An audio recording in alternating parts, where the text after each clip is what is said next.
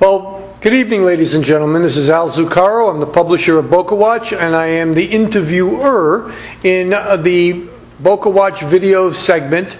Tonight we have Sid Dinerstein. Sid is a longtime political voice in Palm Beach County. He's former head of the Republican Executive Committee, and for about a 10-year period of time, if I remember, 10 years. And he is now an active champion to defeat the sales tax initiative, which is being brought forward on the November 8th referendum to increase our sales tax by 1 penny. And I'm here, and I thank you very much for coming tonight so we can talk about that. Good. Thank you for inviting me. You're welcome. The last time we were in one another's company was at the Boca West meeting. And yes. I thought that they treated you completely disrespectful. They were some of the rudest people you'd ever meet in your life. No, I agree. Yes. At any rate, at that meeting, you talked specifically and in depth about the lack of merit the 1 cent sales tax increase is. I'm going to just ask an open-ended question. What's your position? And well, why my should people position vote against it? Is that I'm against it. But there's bad public policy and bad public policy. This is beyond awful. This is public policy because they think they can do it. So the way that everybody knows is this is a 17% increase in our sales tax from 6% to 7%. It's one of those interesting things because they're counting on nobody knowing that it's a 17% increase. You know, and I get people all the time say, no, it's a 1% increase. I say, no. If it was a 1% increase, then if you spend $100 and now you have a $6 tax, then your tax next time with a 1% increase should be $6.06. But it's not. It's $7. $6, $7, 17%. The interesting thing is they're counting, the school board in bed with the county commission is assuming that all the people who went to the Palm Beach County schools cannot figure out 7th grade math, because if they could never defeat this. How do I know that? Because the literature that it put out, the full presentation aside from the handout, and everything they say about this calls it a penny tax. Right. They have not used the word 17% anywhere until I spoke at the meeting the other night, and then the third person they had who spoke against me, a Democrat, actually got up and he said, well, you know, Sid is right. This is a 17% increase. The point is, if they went out and said, don't worry, we got great work to do and it's only going to be a 17% increase in your sales tax, they wouldn't get 20% of the vote. What is the phrase they're using? Is it 1 cent, 1 penny, 1 cent, or 1 penny, 1 county? 1 penny, 1 county. The literature that I've seen is completely disingenuous. It is misleading. The rules for this is the county's supposed to put out facts. They put only out their facts, one side of their facts.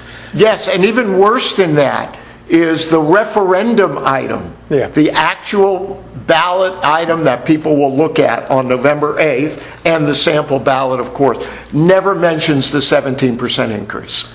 Well, that's true. Okay. They don't want people. So that meant that some group fell asleep when that language was proposed, because that should have been in front of a judge.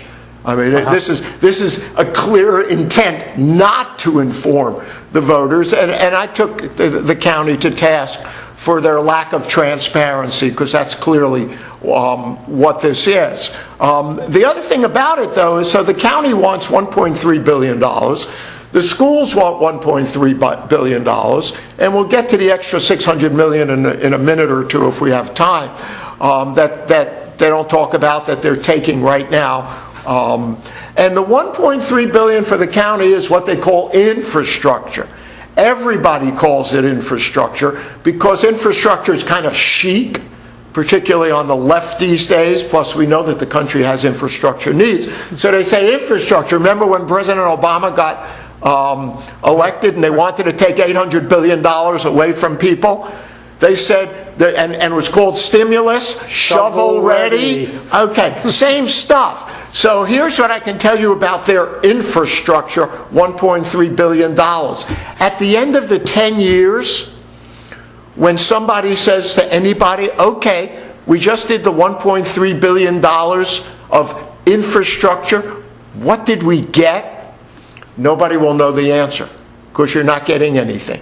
Now, they are spending the money, so yes, they are going to mow the parks and change some of the light bulbs up in the lights where the kids play, and of course these are things that should happen, but you don't have to have a special $3 billion tax increase to do it. You're not going to have things you would want, like the sawgrass coming through to Boca, something that should have happened 30 years ago. State Route 7 going up to North Lake, something that should be happening right now. Maybe another bridge over the Intercoastal somewhere. You're not getting any of that. You're not getting reduced traffic.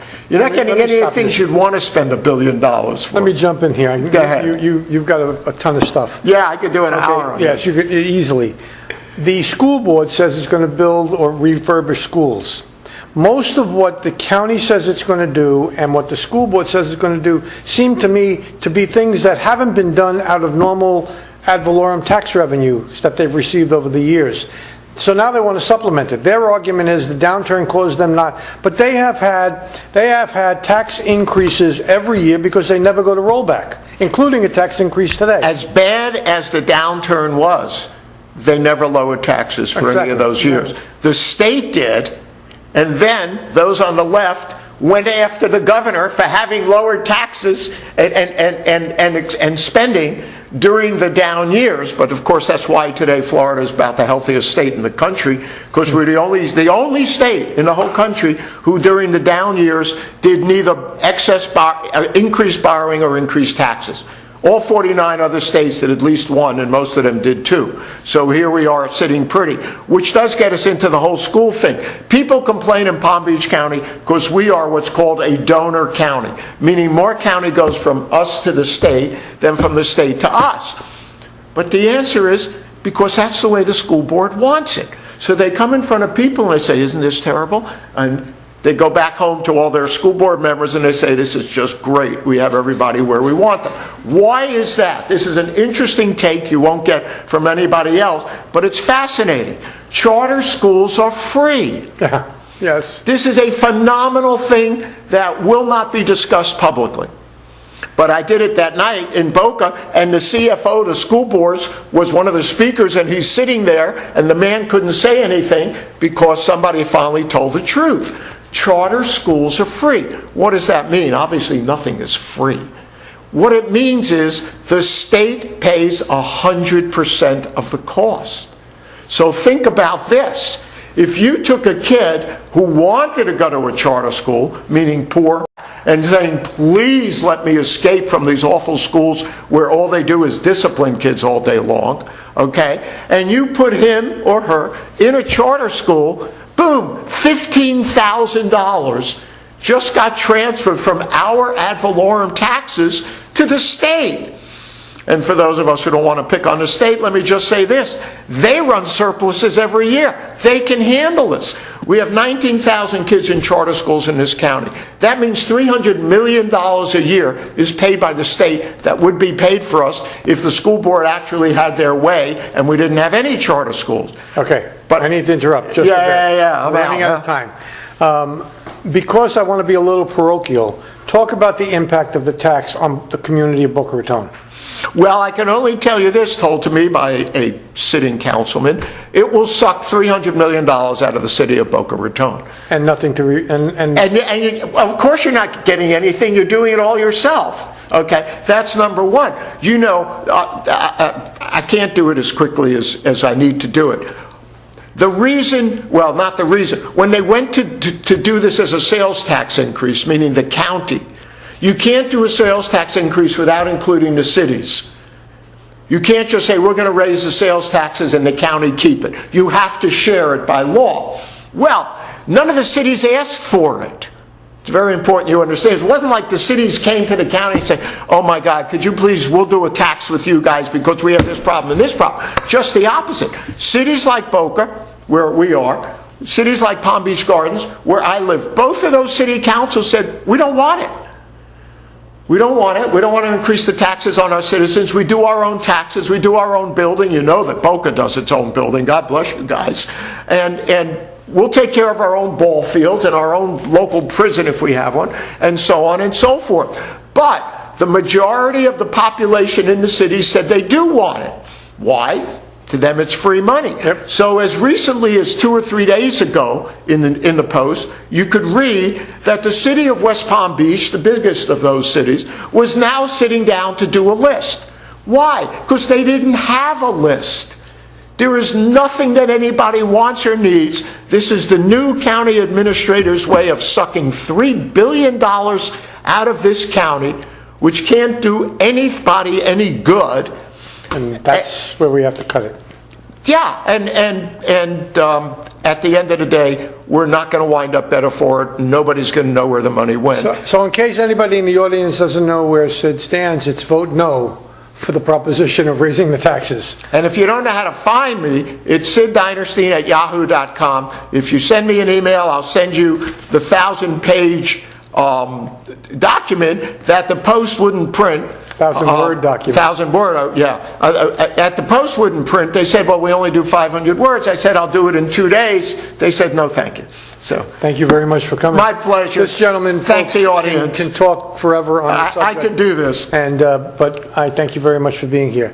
We'll be right back, folks.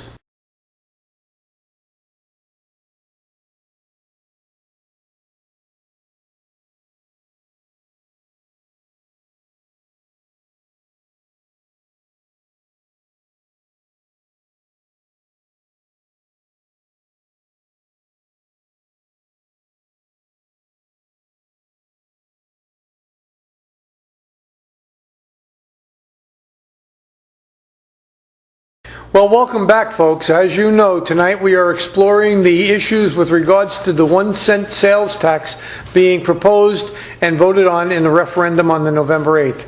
Our second guest tonight is Jack McWalter. Jack is an incredible community activist who has attended virtually every workshop and meeting that has been conducted on a county-wide level with regards to the tax, and he's here today to give us some of his insights. Jack, thank you very much for coming. Thank you for having me. I didn't think anybody noticed me going to all those meetings, but I've actually been following this issue for 10 years, right back to the last one, which was started in 2005 and ended in 2010. And I saw the deception, the fraud, the scamming that was in the presentations, and I wanted to follow this very closely to see if this would follow the same suit, and it has. And those adjectives that you use really apply to elected officials. Well, of course. I mean, this thing is going to be the largest tax scamming process ever in this county. $2.7 billion. There's no county in the whole state that is going to generate $2.7 billion over 10 years. And the way it's being presented is a crime. The school board, which has needs, I acknowledge that, but then they're going to get $1.3 billion. They put together a list by school that I spent 4 hours going through. And they came through, they had some things in there that were just incredible. Don Estridge High School, $25 million. Addison Meisner, $20 million. Olympic Heights, $25 million. That was a list that was put together. There's no intention of those schools, which are virtually brand new, getting any of those dollars, but it made Administrator Baker look awful good when she gave her presentation here to Boca Raton residents. The school board has said over and over and over it's going to be based on need. There's 196 schools in this county. 40 are going to be brand new in the next 10 years. They're going to be getting those dollars. So for the county board, the school board to point out that Boca is going to be getting $200 million in new schools is a lie. It can't happen. Let me stop you there. Let's talk a little bit about the politics. It's an old trick at county commission level that the district commissioner who's most impacted by a yay or a nay vote usually votes in favor of what the people seem to want, while everybody else who's not in that district because they're elected on a he doesn't have to protect the position, votes the other way.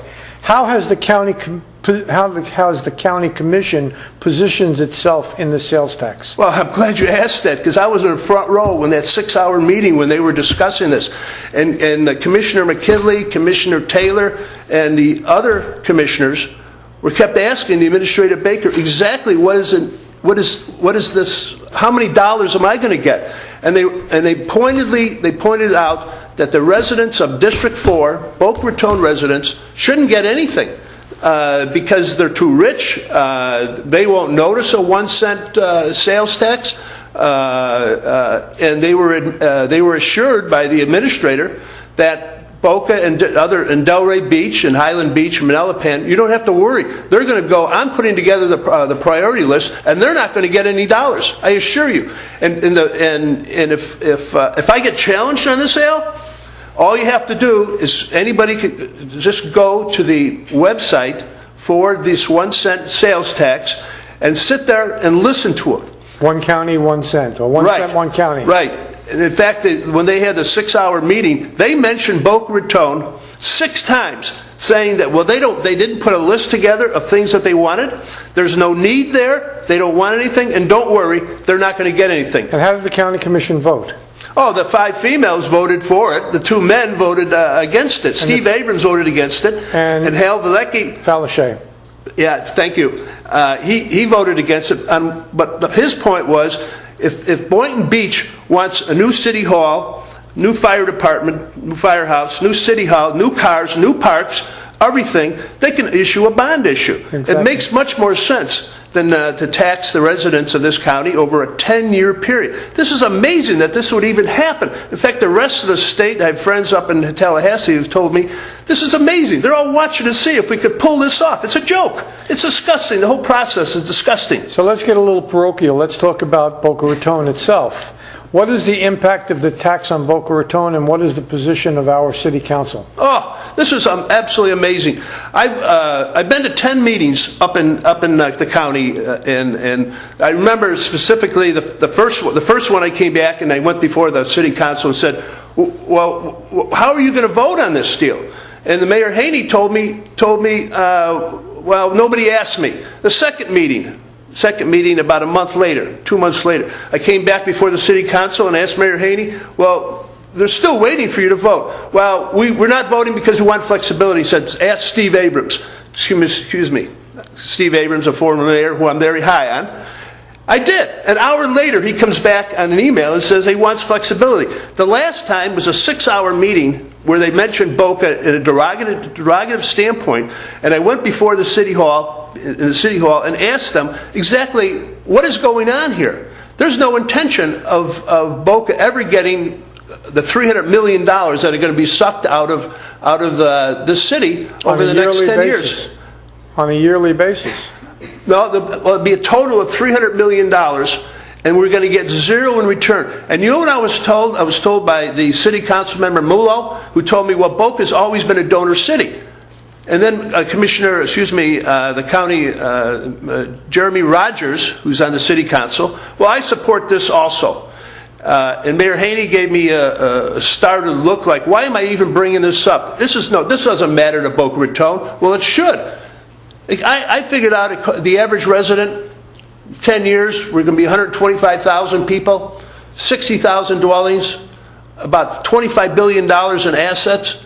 It's what it costs the average resident at least $500 a year, close to $7,000 to $9,000 over the life of this 10-year deal, with zero in return. That's the criminal part about this. Let's talk a little bit about the regressive nature of a sales tax. Well, as you get lower in the income level, people will spend a lot more, which will be subject to the 1 cent sales tax. The people that the logic or the thoughts are is the wealthier and the higher the income, when you get over $100,000, people will be spending many of their dollars on other investments, if you will. Maybe buy a new Mercedes, which won't be only the first $5,000 is susceptible to it. But it's a regressive in nature, and it'll affect the poor and a lot more than it would the rich. But it still has devastating effect to the average income. And let me talk about this. Next year, we're looking at a 10% increase in property taxes. Medical costs are going out of sight. If you have a family of 4 and you get $4,500 a year, it's going up to $2,000. That's $6,500.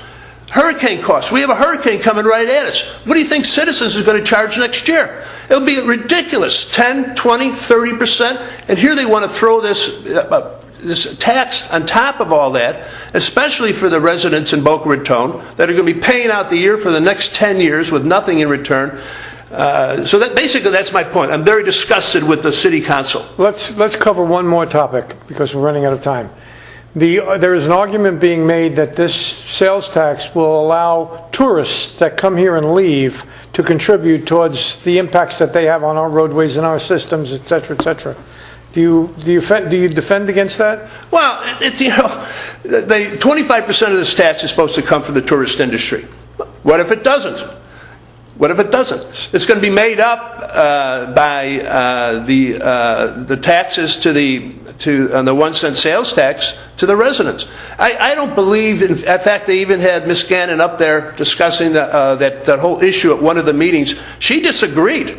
She disagreed that it would be garnering 25% in taxes. Ms. Gannon is the tax collector. Right. Okay. She disagreed with that. This whole thing is really a joke. It's all based on political favoritism. The mayor of Boynton Beach, as I said earlier, is already bragging about hundreds of millions of dollars coming into his community. I mean, this is criminal. I don't understand why it's actually so disgusting that people outside Boca Raton, or actually outside the county, are actually laughing at us. They think this is a joke. Well, folks, Jack, thank you very much for coming. Thank you. There's so much on this topic.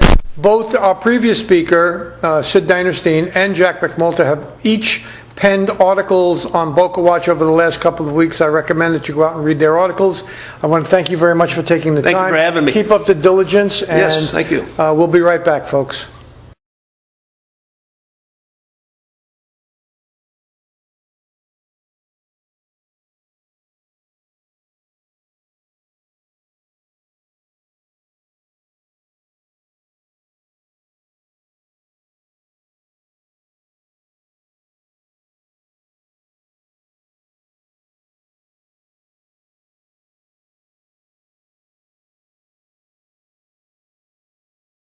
Well, folks, commentary, BocaWatch video.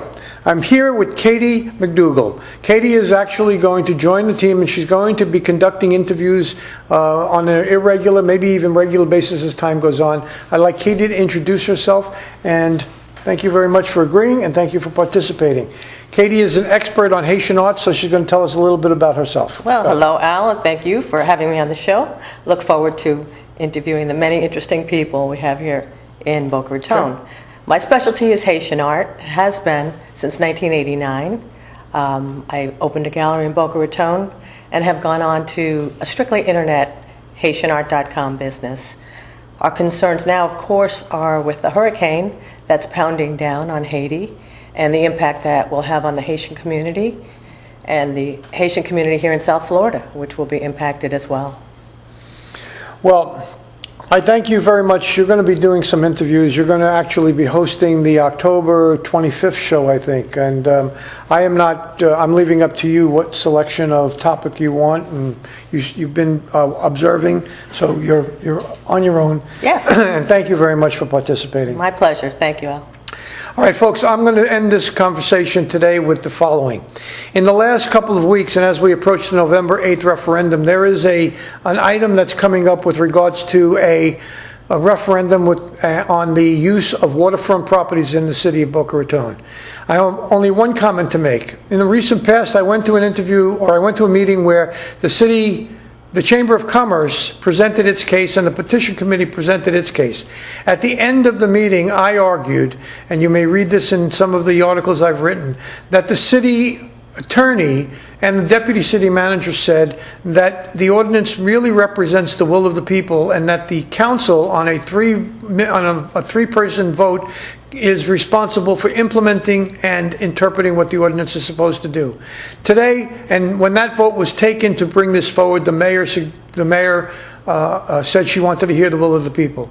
Today, in conversation at that meeting, the mayor was asked, I asked a question about implementation, and the mayor's comment was, what city council would vote to do something against the political will and indicated that she wanted a no vote on the referendum. Well, Madam Mayor, you can't have it both ways. If you want to know what the will of the people are, then you need to not support losing the referendum. And if the referendum suggests that the people want a green space as opposed to a restaurant, you need to let that happen and stop playing both ends against the middle. I go back to my argument of many years ago, which was the tale of two Susans. Don't watch what she says, watch what she does. Thank you very much. We'll see you next week.